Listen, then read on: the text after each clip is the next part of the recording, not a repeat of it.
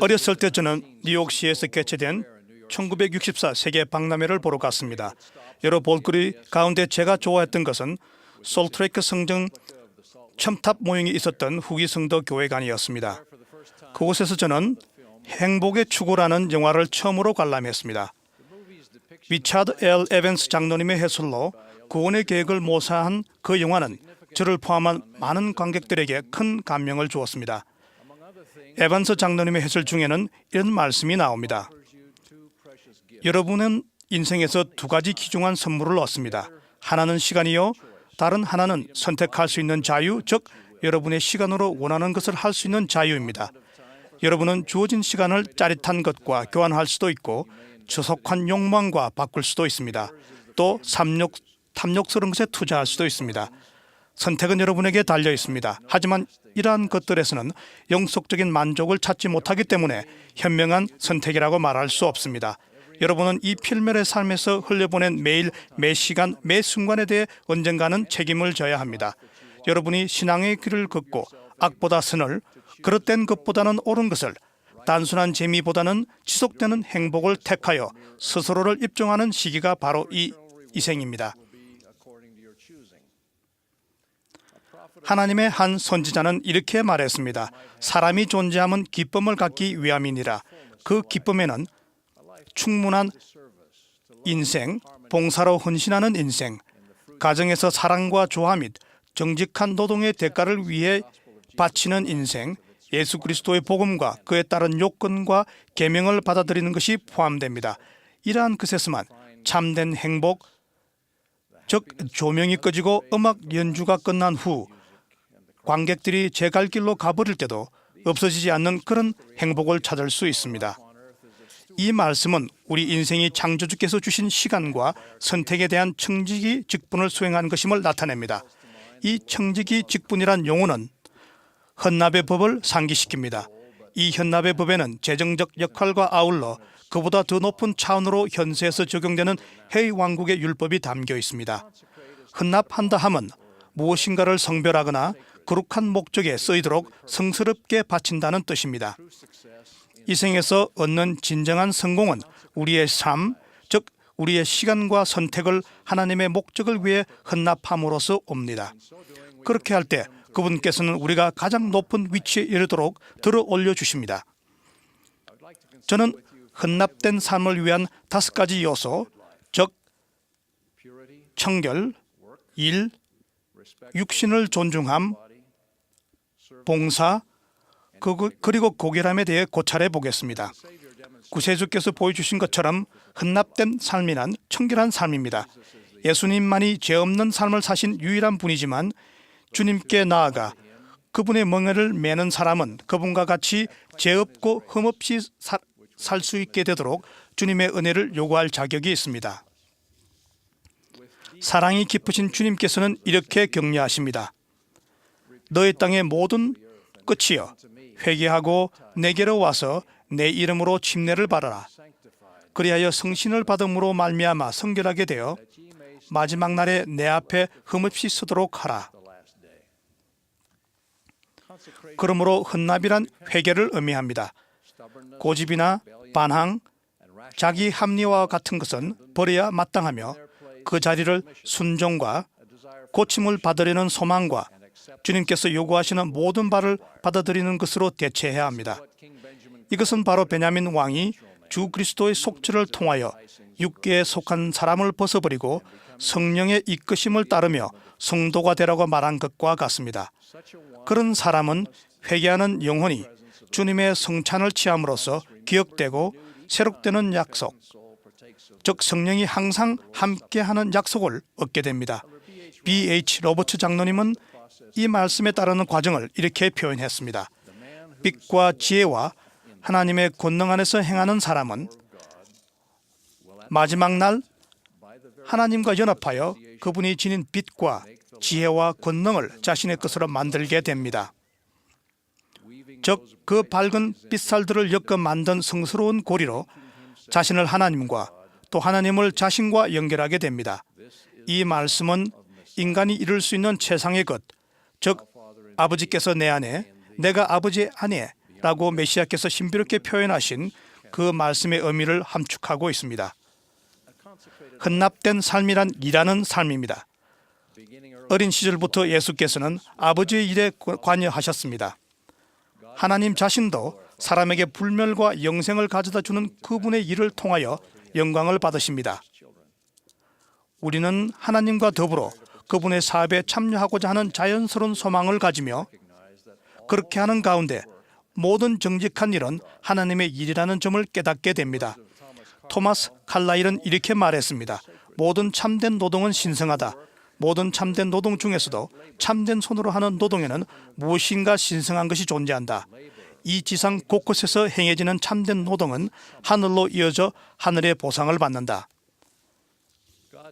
하나님께서는 이 필멸의 존재가 끊임없이 일을 하도록 계획하셨습니다. 저는 조셉 스미스가 기록한 짤막한 글을 상기시켜드리고 싶습니다. 계속해서 일함으로써 우리는 편안한 생계를 유지할 수 있었다. 우리가 일을 해야 삶이 지탱되고 풍요로워집니다. 일을 할 때 우리는 필멸의 생에서 겪는 낙담과 비극으로부터 헤어나올 수 있습니다. 힘들게 노력하여 일을 성취할 때 자긍심을 얻습니다. 일은 성품을 키우고 강화시키며 아름다움을 만들고 타인과 하나님에 대한 봉사의 도구가 됩니다. 헌납된 삶에는 때로는 되풀이 되고 때로는 하찮으며 때로는 인정받지 못하지만 늘 무언가를 향상시키며 정돈되고 지탱하며 들어올리고 보살피고 염원하게 되는 일들로 가득 차 있습니다. 지금까지 노동을 찬미하는 말씀을 드렸지만 여가의 이점 역시 덧붙여야 할 것 같습니다. 정직한 수고가 달콤한 휴식을 안겨주는 것처럼 건전한 여가 생활은 일에게 친구이자 변함없는 동반자 역할을 합니다. 음악이나 문학, 예술, 무용, 연극, 운동 등은 삶을 풍요롭게 하는 즐거움을 가져다 줄 뿐만 아니라 더 나아가 성스럽게도 합니다. 그런 한편 오늘날에는 영어로 통하는 많은 것이 상스럽고 품위를 떨어뜨리며 폭력적이고 정신을 마비시키며 시간을 허비하게 하는 것임을 말할 나위가 없습니다. 때로는 건전한 여가를 찾는 것이 오히려 힘든 노동이 되는 경우도 있습니다. 만일 여가가 선한 것에서 악한 것으로 바뀐다면 여가는 헌납된 삶을 파괴하는 것이 되어버립니다. 그러므로 너희는 삶과 악한 것을 하나님께 속한 것이라 판단하지 않도록 주의하라.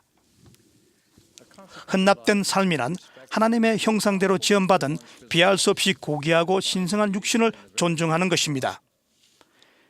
필멸의 삶을 경험하는 주요 목적은 각 영이 그러한 몸을 얻어 육신을 장막 안에서 도덕적 선택의지를 사용하는 방법을 배우는 것입니다. 육신은 또한 영과 육이 완전하게 결합될 때만 얻을 수 있는 성령을 위해서도 필수적인 것입니다.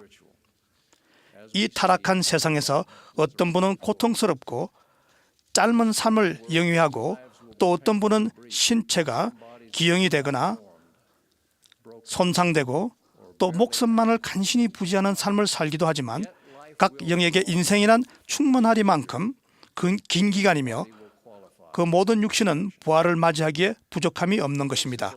육신은 다만 진화의 산물일 뿐이라고 믿는 사람은 하나님이나 다른 누구에게도 육신과 관련된 책임을 느끼지 않을 것입니다.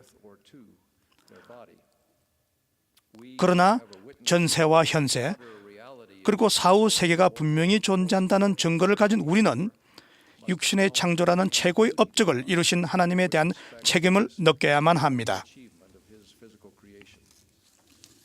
바울은 이렇게 말했습니다. 너희 몸은 너희가 하나님께로부터 받은 바 너희 가운데 계신 성령의 전인 줄을 알지 못하느냐. 너희는 너희 자신의 것이 아니라 값으로 산 것이 되었으니 그런즉 너희 몸으로 하나님께 영광을 돌려라. 이 진리들을 이해한다면 토마스 S. 몬슨 회장님이 지난 4월 연차 대회에서 주신 지침대로 몸에 문신을 새긴다든가 마약으로 신체를 약화시키거나 간음, 간통 및 음란한 행위 등으로 육신을 더럽히는 일을 해서는 안 됩니다.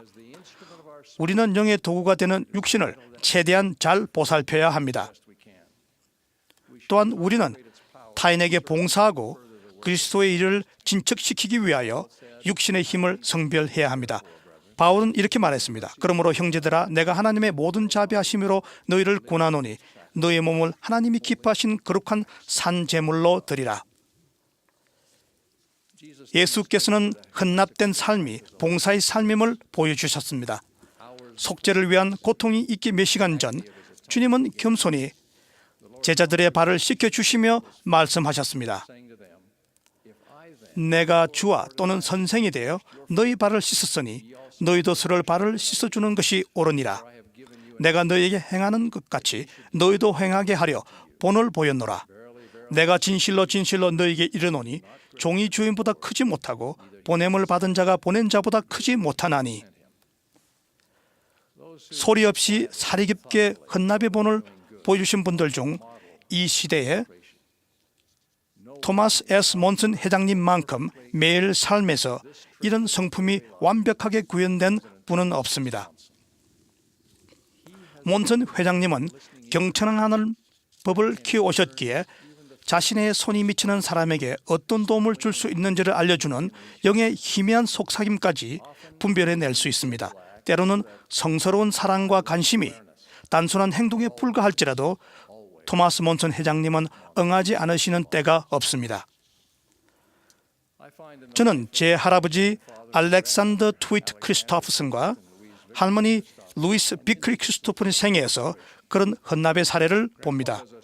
전기가위가 나오기 이전에 사셨던 할아버지는 양털 깎는 일을 아주 잘하셨고 힘도 세셨습니다. 그 일을 상당히 많이 하셨던 할아버지께서 말씀하셨습니다. 어느 날 나는 287마리나 되는 양의 털을 깎았단다. 300마리도 넘게 깎을 수 있었지만 양이 없어서 못 깎았다. 1919년 한 해 동안 할아버지는 12,000마리가 넘는 양의 털을 깎아 약 2,000달러를 벌어들이셨는데 당시에는 그 돈으로 농장을 크게 확장하고 집을 개조할 수도 있었습니다. 그러나 총괄여군으로부터 남부주 선교부에서 봉사라는 부름을 받자 루이스 할머니의 전폭적인 지지를 받으며 그 부름을 받아들이셨습니다. 할아버지는 당시 첫 아들인 제 아버지를 임신 중인 할머니와 세 딸과 양털을 깎은 모든 돈을 남겨두고 임지로 떠나셨습니다. 2년이 지나 기쁜 마음으로 깨어난 할아버지는 이렇게 말씀했습니다. 우리가 모은 돈이 2년이 지나도록 떨어지지 않고 아직도 29달러나 남았구나. 헌납된 삶은 고결한 삶입니다. 우리는 결혼 서약을 완전하고 성실하게 지키는 남편과 아내에게서 그런 고결함을 발견합니다. 결혼 생활에 자양분을 공급하고 자녀의 신체적, 영적 복지를 돌보는 일에 최우선순위를 두는 아버지와 어머니에게서 그런 고결함을 발견합니다. 또한 정직한 사람에게서 그런 고결함을 발견합니다. 몇 해 전 저는 공동 소유의 기업체를 분리하는 과정에서 있던 두 가족을 알게 되었습니다. 친구 사이였고 같은 기독교 종파의 회원이었던 두 소유주는 오래전에 그 기업체를 설립했습니다. 동업자로서 두 사람은 원만한 관계를 유지하여 왔으나 나이가 들어 아들들이 경영에 참여하자 불화가 시작되었습니다. 마침내 모든 이해 당사자들은 자산을 나누어 갖고 각자의 길을 가는 것이 최선이라고 결정했습니다. 그런데 두 동업자 중 한 사람이 이 분리 과정에서 다른 동업자 부자를 이용하여 상당한 금전적 이익을 얻으려고 변호사와 함께 어떤 책략을 짜냈습니다. 당사자들끼리 모인 자리에서 아들 중 한 사람이 이 불공평한 처사를 불평하며 상대방 동업자의 명예와 기독교적 믿음에 이렇게 호소했습니다. 당신은 이것이 옳지 않다는 걸 알고 있습니다. 어떻게 당신은 다른 사람, 그것도 같은 교회 회원을 이용하여 이런 일을 저지를 수 있습니까? 다른 동업자의 변호사가 이렇게 응수했습니다. 엄마 젖을 더 먹어야겠군. 이렇게 순진했어야. 고결함은 순진한 것이 아닙니다. 순진하다 함은 하나님 앞에 책임을 지지 않는다고 자기 혼자 추측하는 것입니다. 구세주께서는 이렇게 선언하셨습니다. 또 내 아버지께서 나를 보내신 것은 나를 십자가 위에 들리게 하시며 모든 사람을 내게로 이끌어 내가 사람들에게 들렸던 것 같이 사람들이 아버지께 들림을 받아 내 앞에 서서 그 행위가 선하든지 악하든지 그 행위에 대하여 심판을 받게 하려 하심이라. 헌납된 삶을 사는 사람은 다른 사람을 이용하려고 하지 않습니다. 그 대신 오랜밤을 치면 왼편도 돌려대며 속옷을 가지고자 하는 자에게 겉옷까지도 주는 사람입니다. 구주께서는 위선자들을 준엄하게 꾸짖으셨습니다. 위선은 위선자뿐만 아니라 그 행위를 알거나 지켜보는 사람 모두에게, 특히 자녀들에게 매우 파괴적입니다. 위선은 신앙을 파괴시킵니다. 반면에 명예는 그 안에 신앙의 씨앗이 자라 번성하는 기름진 토양입니다. 헌납된 삶은 아름답습니다. 헌납된 삶은 맑은 시냇가, 좋은 땅에 심겨져 많은 귀한 열매를 생산하는 힘이 열매가 풍성한 나무같이 강하고 평온합니다. 특히 중요한 점은 헌납된 삶을 사는 사람이 다른 사람, 그 중에서 가장 가깝고 소중한 사람에게 미치는 영향력입니다. 우리보다 앞서 살았던 사람이나 우리와 함께 살고 있는 사람 중 많은 분의 헌납을 통해 우리는 우리의 행복의 기초를 놓는 데 필요한 도움을 받았습니다. 마찬가지로 향후 세대는 자신들에게 참으로 중요한 것을 얻기 위해 여러분께 빚졌음을 느끼며 여러분의 헌납된 삶으로부터 용기를 얻을 것입니다. 그가 나타나실 때에 그가 계신 그대로 우리가 그를 볼 것인즉 우리가 그와 같이 되게 하며 우리로 이 소망을 갖게 하며 라는 말씀이 이루어지도록 하나님의 아들과 딸로서 우리 자신을 헌납할 수 있기를 예수 그리스도 이름으로 말씀드립니다. 아멘.